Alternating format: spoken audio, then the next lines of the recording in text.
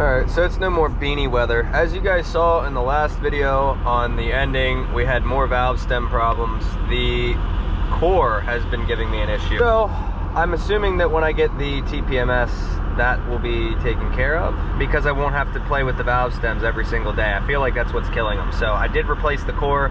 It's doing all right. So we're gonna get some fuel here, and then we got 2 loads today. One going to an Army base, and then another one, I don't even know where it's going, so I gotta look. I gotta call that customer yet, but that's what we're getting into today. So I didn't realize this. I'm in Washington right now. I have those 2 loads.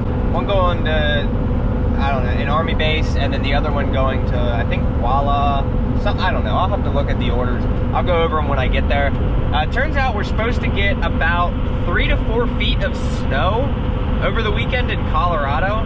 So I don't know if I'm gonna try to avoid that area or not, or if I'm gonna get a load through there. I really hope to avoid it, but if not, I'll go through it, I guess. Bruh. 3-car hauler in the fucking fuel station. I think we have some room over there. We're getting stuck in the drive-through line. I took that exit, went and got me some chicken nuggets. That drive-through line was tight as shit. And it only added 4 minutes to my time. So looks like we're still gonna be really, really early. 4 minutes to get chicken nuggets. I feel like that's a record. All right, here's the first one. You can see the muddy lot. Y'all wonder why I like my tires. So I'm gonna grab this thing, 14,950 GVWR. There you go. Looks like it's a Texas trailer. A little bit of damage, but do a full walk around and see how this thing will do. 16 ply tires. So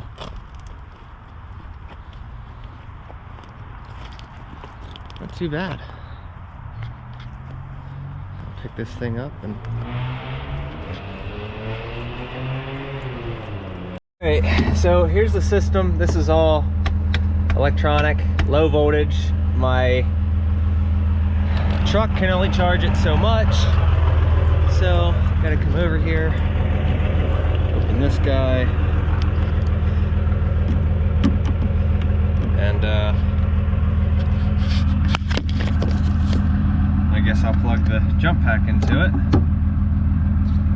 Take these off. Oh. Alright. So there's enough voltage for that. So now we'll try this again. Now, there we go.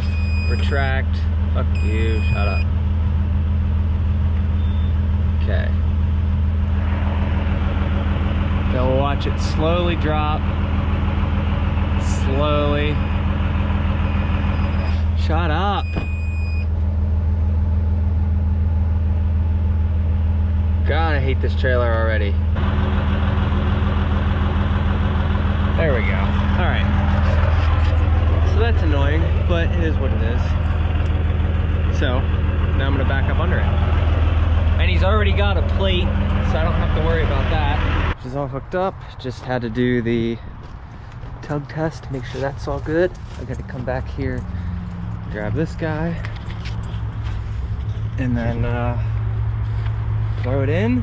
Looks like, I mean, we're gonna be a little close, but I think we'll be all right.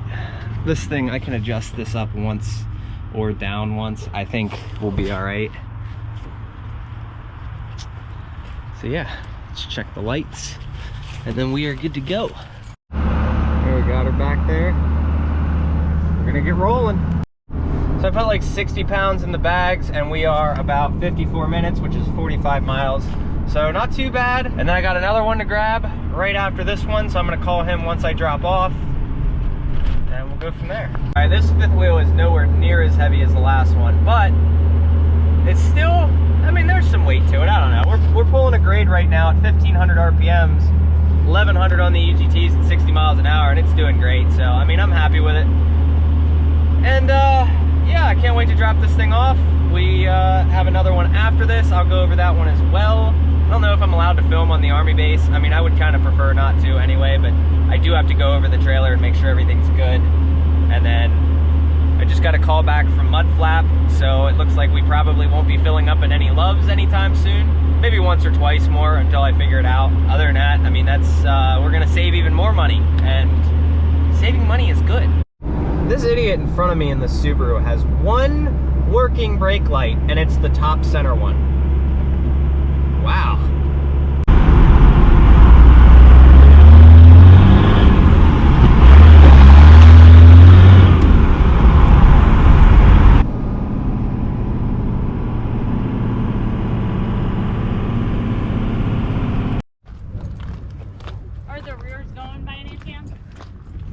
You'd be able to hear them. I don't hear them at all. Is there any power to it? Let's see. Jump pack's on. There it goes.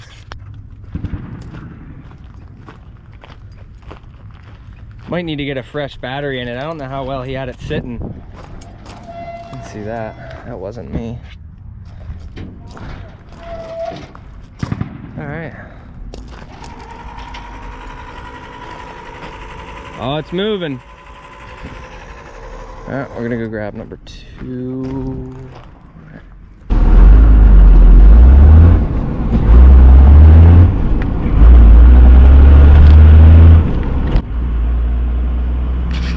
Hey guys, we are on the Army base.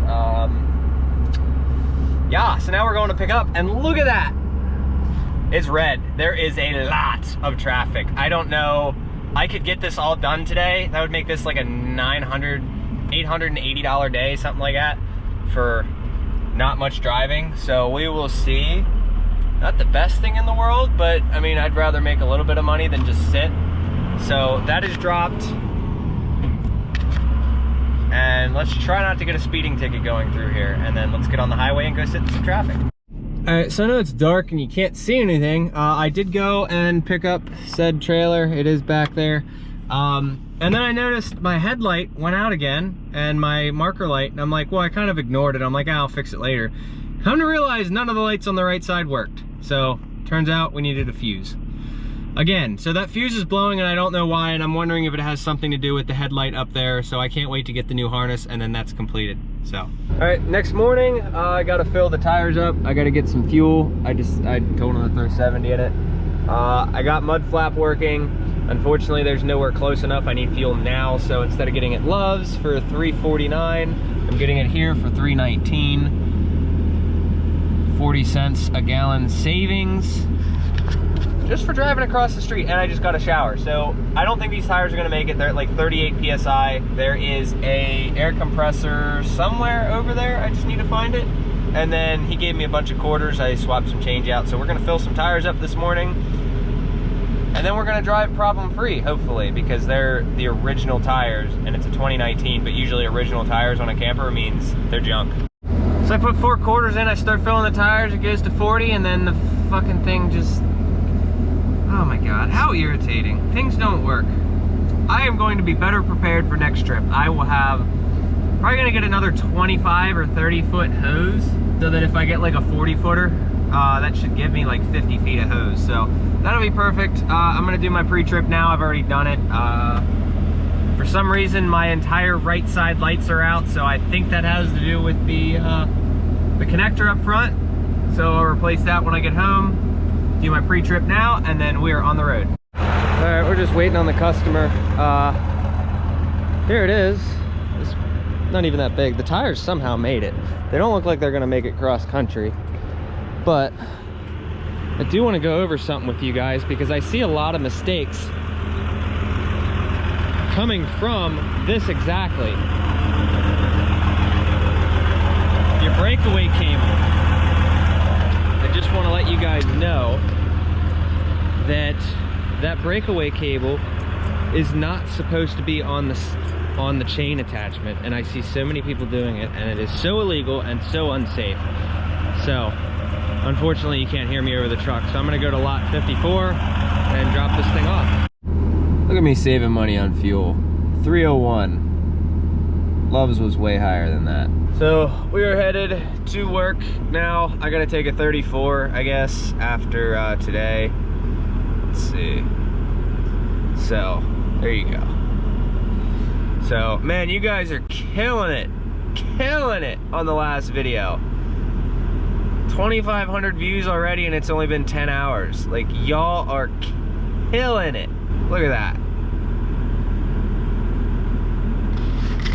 I just woke up. Hair's a little bit of a mess, but no big deal because I did get a shower yesterday and I got to brush my teeth this morning. So I got some chicken nuggets. So next time I see the Loves, I'm gonna heat them up, and yeah, that way I can eat chicken nuggets for breakfast instead of waiting until like after 11 and then not eating until like 3. So, but there you go. We are chugging along. The Northwest sucks, so I'm gonna go grab a boat, take that to New Jersey, and then I am done for 2 weeks. Gonna go spend some time with the kiddos. So that I think is gonna be the new schedule if possible. I'm just gonna stay out for 3 weeks and then do 2 weeks, but we're gonna keep playing it by ear. I'll stay out for as long as possible until I get something local, and then I'm gonna try to just take 2 weeks off. And that's the other nice thing about keeping overhead low and not buying a new truck, because I can spend more time with my family and my 3 kids. So on top of that, less commitment, and I think I ran like 7,500 or 8,000 miles in the last, I'll have to actually go back and look, in the last 3 weeks. So it's not bad. It's been at least like 2,500 miles a week. Probably more than that last week, because I was running pretty good. So I'll have to look and show you guys later.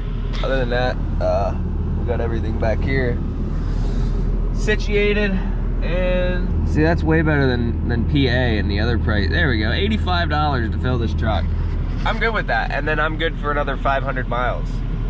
If you guys want, let me know if you want, because I got to do a 34 anyway. Let me know if you want a video of me breaking down my cost per mile, because it's really low. A lot of guys don't understand that I don't have an insurance payment every month, which is why another cost per mile is so low. No insurance payment because the company covers that. My fuel and my maintenance is literally it. Like, I have a personal insurance policy for the other vehicle, and the commercial policy is like super cheap as well for like the what do you call that, the non-trucking insurance is only like $200 or $300 a month. And then yeah, it's really cheap. And like phone bill and stuff like that, that's all like home necessities, so you can't really put that towards your cost per mile. So I will just let me know if you want me to do a cost per mile breakdown video, because I think people will be very surprised to see how cheap this truck is to run. When I say 35 cents a mile or less, I mean that. Oh, it might even be less than that, but I know I'm under that number. I have made it to a Love's, and since we're going to South Dakota, I have 73% fuel left, and I can get it here for $3.01. So I'm just gonna top the tank off now so I don't have any issues later and I don't have to stop. And no, it wouldn't be worth taking a 30 here.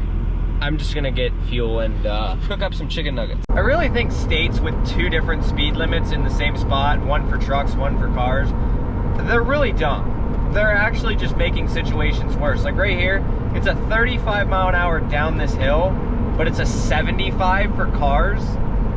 Like, that is such a huge difference. Somebody's gonna get rear-ended, and I'm sure it's happened before. But like California, you're stupid.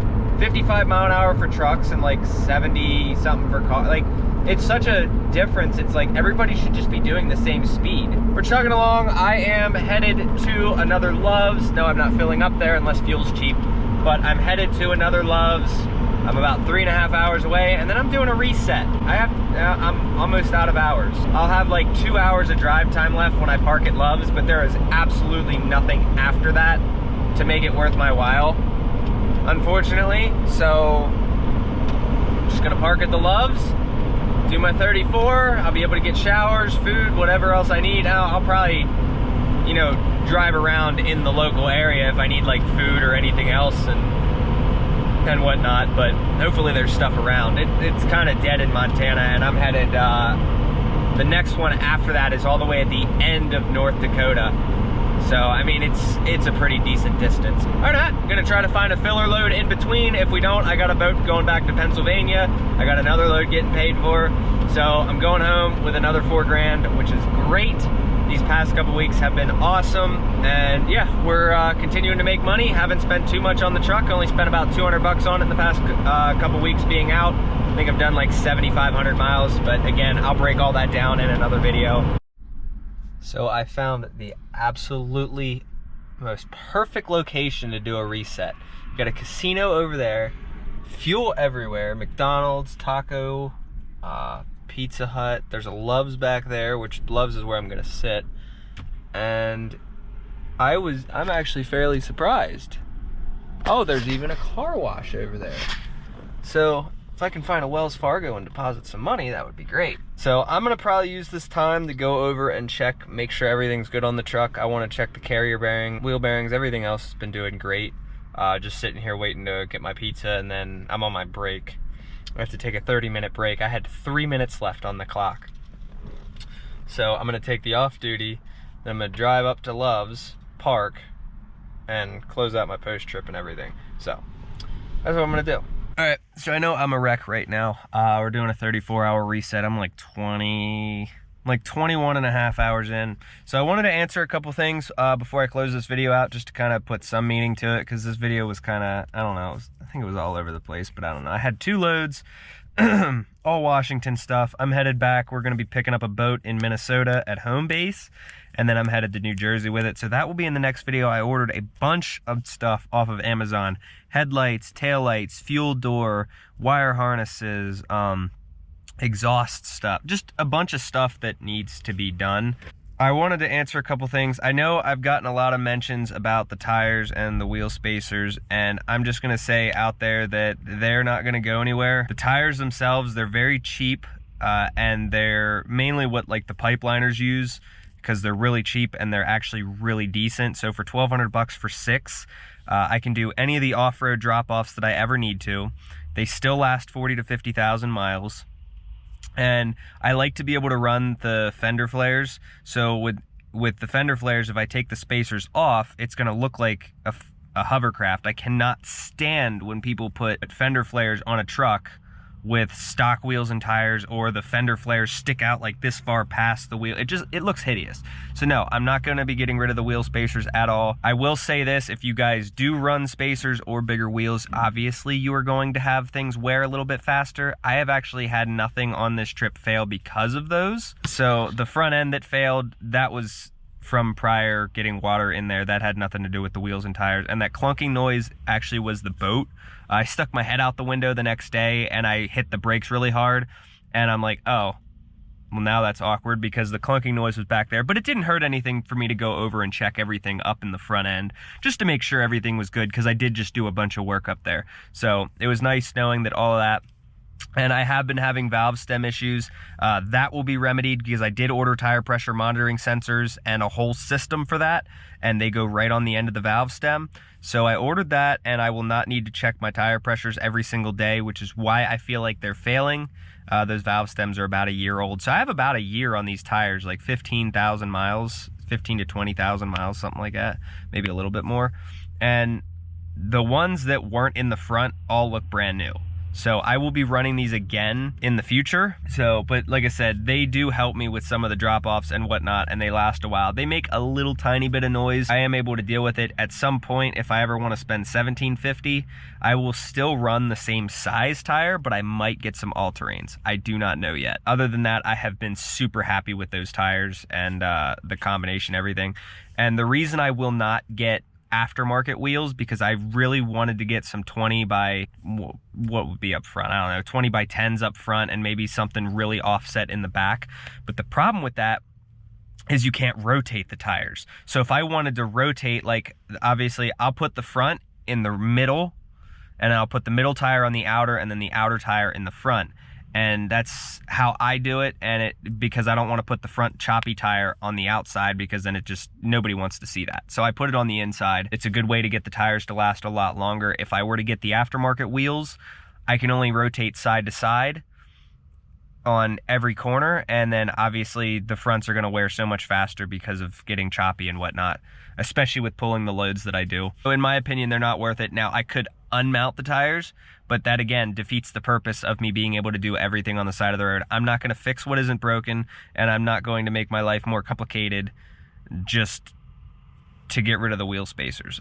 I'm not. And for anybody that asking and saying that wheel spacers are dangerous, go watch Whistling Diesel's YouTube channel. And on top of that, I've put almost 300,000 miles on wheel spacers with big loads, and I have never had an issue. I have physically tried to break them. I've hit mud holes at 30, 40 miles an hour, just slamming them into the ground, and they have not broken. I've pulled 48-foot goosenecks with them. Without running wheel spacers, I actually ended up breaking the studs on my back dually. What ended up happening was I got a big rock stuffed between the stock tires. I ended up taking the wheel off, pulling the rock out and cleaning it up, putting it back on, and within a couple thousand miles, the lugs must have loosened up, and I actually snapped the factory studs.